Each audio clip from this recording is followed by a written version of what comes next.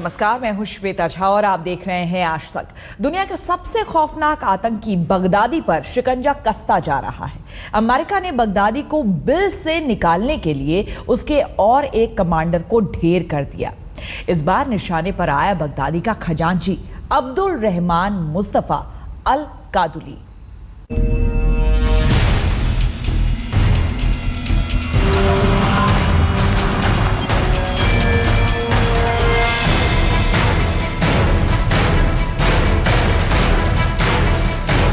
Baghdadi के पतन का आया वक्त। एक एक कर मारे गए उसके सिपह सालार। कोई बना अमेरिकी ड्रोन का शिकार तो कोई बना अमेरिकी स्पेशल फोर्स का निशाना। बगदादी की फौज में शामिल ये वो शख्स है जिसने सीरिया और इराक में लाखों को बेघर किया। ये आतंक का वो आका है जिसने हजारों की जान ली। नाम है अब्दुल रहमान मुस्तफा अल कादुली। ओहदा बगदादी की फौज में नंबर 2। काम बगदादी के खजाने का रखवाला। बगदादी का दाहिना हाथ और आईएसआईएस की फौज में बगदादी के बाद फरमान जारी करने वाला आतंक का आका अब्दुल रहमान मुस्तफा अल कादुली मारा गया। अमेरिकी स्पेशल फोर्स के जवानों ने इसे सीरिया में मार गिराया। अमेरिकी स्पेशल फोर्स के जवानों ने इसे ऐसे मारा जिसकी उम्मीद किसी को नहीं थी। उसके अंगरक्षकों को गोली चलाने का मौका तक नहीं मिला। पलक झपकते ही अमेरिकी स्पेशल सेल के जवानों ने उसे ठंडा कर दिया। We are systematically eliminating ISIL's cabinet.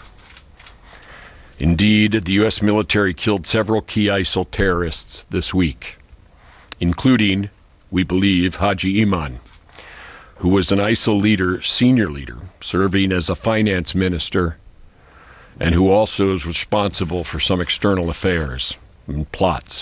He was a well-known terrorist within ISIL's ranks, dating back to its earliest iteration as Al-Qaeda in Iraq, when he worked under Zarqawi as its liaison for operations with Pakistan. Syria ISIS के कब्जे वाला इलाका। America के रक्षा मंत्री ऐश quarter के मुताबिक गुरुवार सुबह अमेरिकी स्पेशल फोर्स को अब्दुल रहमान मुस्तफा की लोकेशन की सटीक जानकारी हाथ लगी। खबर को कई बार खंगालने के बाद इस खुफिया खबर पर मुहर लग गई। पता चला कि आईएसआईएस का नंबर 2 सीरिया में अपने चुनिंदा अंगरक्षकों के साथ ठिकाना बदलने की फिराक में है। The removal of this ISIL leader will hamper the organization's ability to conduct operations both inside and outside of Iraq and Syria. This is the second senior ISIL leader we've successfully targeted this month. तय हुआ कि Baghdadi के इस राजदार को जिंदा पकड़ा जाए ताकि वो किसी तोते की तरह अपने आका के राज से पर्दा उठाए। ऑपरेशन को अंजाम देने के लिए अमेरिकी स्पेशल फोर्स ने सबसे पहले अब्दुल रहमान मुस्तफा की गाड़ी की पहचान की। उसके बाद विशेष कैमरों की मदद से मुस्तफा की पहचान कराई गई। जैसे ही मुस्तफा के कद काठी का मिलान हुआ और मुस्तफा के होने की पुष्टि हुई, हेलीकॉप्टर से पीछा कर रही स्पेशल फोर्स हरकत में आ गई। लेकिन अमेरिकी खुफिया एजेंसियों को अपनी रणनीति बदलनी पड़ी। मुस्तफा के काफिले की रफ्तार और उसके अंगरक्षकों की पूरी फौज ने उन्हें ऐसा करने के लिए मजबूर कर दिया। अब स्पेशल फोर्स उसे जिंदा पकड़ने के बजाय मारना चाहती थी। चंद मिनट में ही स्पेशल फोर्स के निशाने पर मुस्तफा का काफिला आ गया और फिर एक हमला और मुस्तफा की कहानी खत्म। अमेरिकी फौज के मुताबिक इस हमले में 3 और आईएसआईएस के आतंकी मारे गए। अमेरिका ने मुस्तफा पर $70 लाख का इनाम रखा था। अमेरिका के मुताबिक साल 2004 में वो पहले इराक में अलकायदा से जुड़ा था और अबू मुसाब अल जरकावी के ठीक नीचे काम किया करता था, लेकिन इराकी फौज की कार्रवाई में उसे धर दबोचा गया। 2012 में इराकी जेल से रिहा होने के बाद वो आईएसआईएस से जुड़ गया।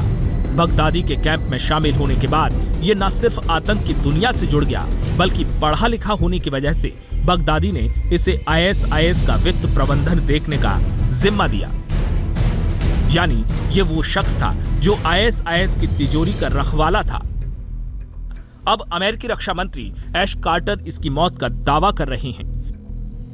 ये दावा सच है तो आईएसआईएस की आर्थिक मोर्चे पर कमर टूटना तय है। आज तक ब्यूरो।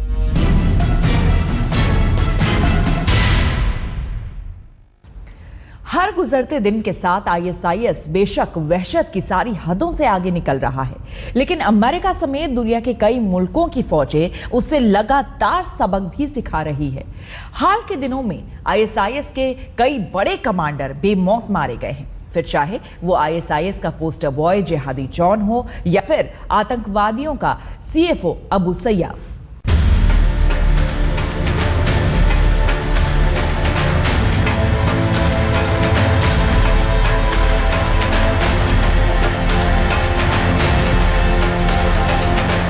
अपने विरोधियों और बेगुनाहों को वहशियाना मौत देकर आईएसआईएस के आतंकवादी बेशक दुनिया को डराने की कोशिश करते रहे हों, लेकिन हकीकत यही है कि अमेरिका समेत दुनिया के कई मुल्कों की फौजें लगातार आईएसआईएस के आतंकवादियों और टॉप कमांडरों का भी शिकार कर रही है। फिर चाहे वो दुनिया का सबसे खौफनाक जल्लाद मोहम्मद एम वाजी यानी जिहादी जॉन हो, आईएसआईएस के कमाई का मास्टरमाइंड और उसका सीएफओ मोहम्मद सयाफ, लीबिया में आईएसआईएस का सबसे बड़ा कमांडर रहा अबू नाबिल, या फिर आईएसआईएस के बड़े जल्लादों में से अबू उमर अल शिशानी। हकीकत यही है कि मैदान जंग में आईएसआईएस भी लगातार अपने फ्रंट लाइनर आतंकवादियों से भी हाथ धो रहा है। 27 साल का ये शख्स जब तक जिंदा रहा आईएसआईएस का पोस्टर बॉय बना रहा। गरज ये कि इसने कैमरे के सामने एक के बाद एक 8 बेगुनाहों का गला काटा और आगे भी अपने तथाकथित दुश्मनों को ऐसी ही खतरनाक मौत देने की धमकी देता रहा, लेकिन आखिरकार उसका भी वही अंजाम हुआ जैसा होना चाहिए था। 21 नवंबर 2015 को वो इराक के राक्का शहर में तब अमेरिकी ड्रोन हमले का शिकार हो गया, जब वो एक कार में अपने साथियों के साथ आईएसआईएस के ठिकानों पर लौट रहा था।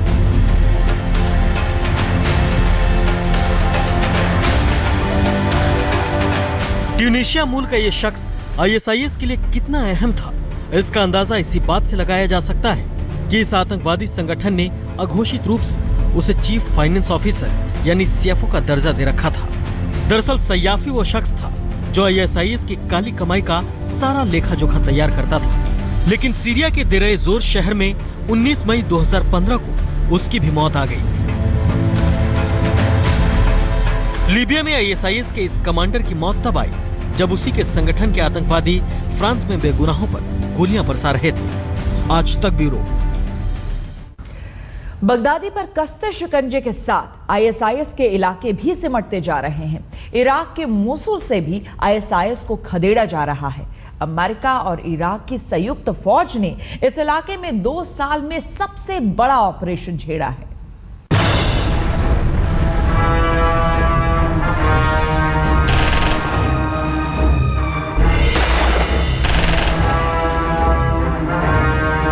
जमीन इराक की लेकिन कब्जा आईएसआईएस का, कानूनी अधिकार इराक का लेकिन हुक्म बगदादी का। आतंकी संगठन आईएसआईएस का इराक के प्राचीन शहर मोसूल पर पिछले साल जुलाई से ही कब्जा है।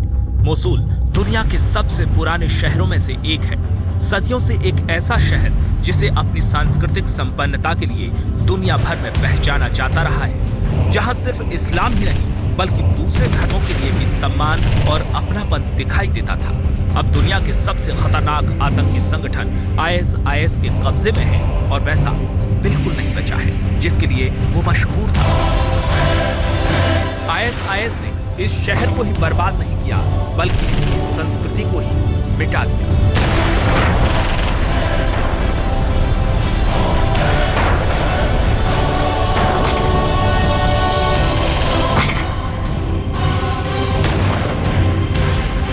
इस शहर ने इतने जुल्म सहे कि बयां करना मुश्किल है।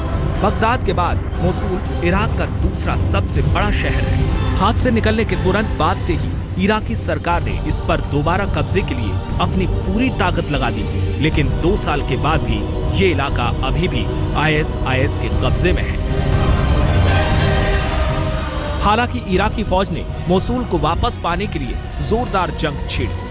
आसमान से अमेरिकी वायुसेना ISIS के ठिकानों पर हमले कर रही है, तो नीचे जमीन पर इराकी लड़ाके शहर पर दोबारा कब्जे के लिए कमर कस चुके हैं।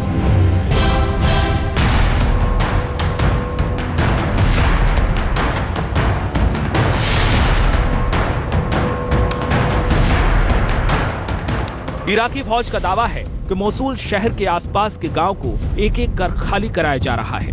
ISIS के लड़ाके एक एक कर अपने पोस्ट को छोड़ने पर मजबूर हो रहे हैं। 2 साल की लगातार कोशिश और अमेरिका की मदद से इराकियों का ये सपना साकार हो रहा है।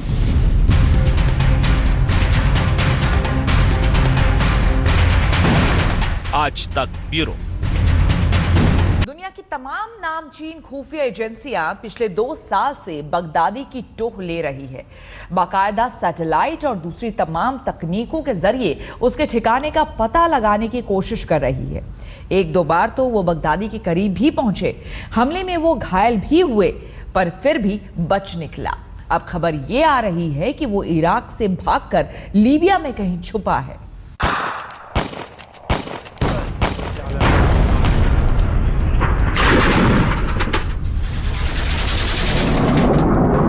दुनिया का सबसे खूंखार आतंकवादी, 10 लाख अमेरिकी डॉलर का इनाम, जिसके नाम दुनिया के सबसे ताकतवर मुल्क यानी अमेरिका ने 10 मिलियन डॉलर के इनाम का ऐलान कर रखा हो, जिसे अमेरिका, ब्रिटेन, फ्रांस, जर्मनी और रूस समेत दुनिया के 70 से ज्यादा छोटे बड़े मुल्क दिन रात तलाश रहे हों, और जिसके लिए नाटो मुल्कों की फौजें सीरिया और इराक की खाक छान रही हों। आखिर वो कहां छुपा है? जी हां, फिलहाल सबसे बड़ा सवाल यही है कि आखिर बगदादी कहां छिपा बैठा है। क्यों तमाम कोशिशों के बावजूद दुनिया की तमाम नामचीन एजेंसियां उस तक नहीं पहुंच पा रही हैं?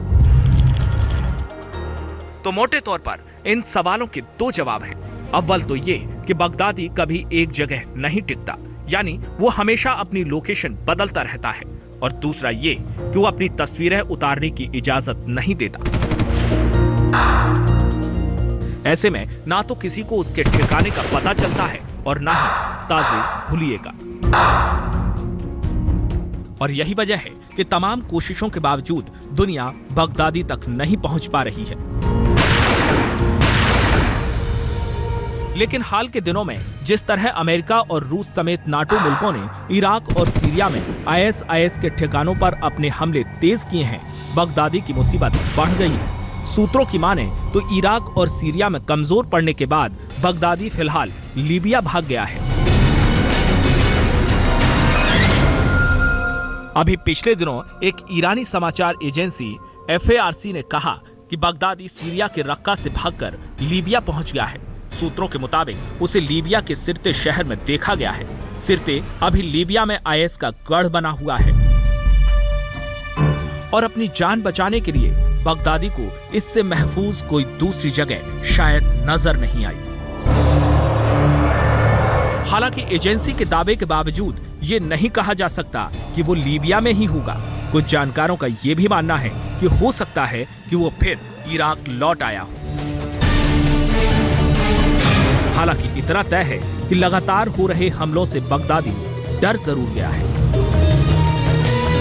कुछ समय पहले खुद इराक में अक्टूबर में बगदादी के काफिले पर हमला हुआ था, जिसमें वो बुरी तरह घायल हो गया था। आज तक ब्यूरो। हमारे इस खास पेशकश में फिलहाल इतना ही। देश और दुनिया की बाकी खबरों के लिए देखते रहिए आज तक।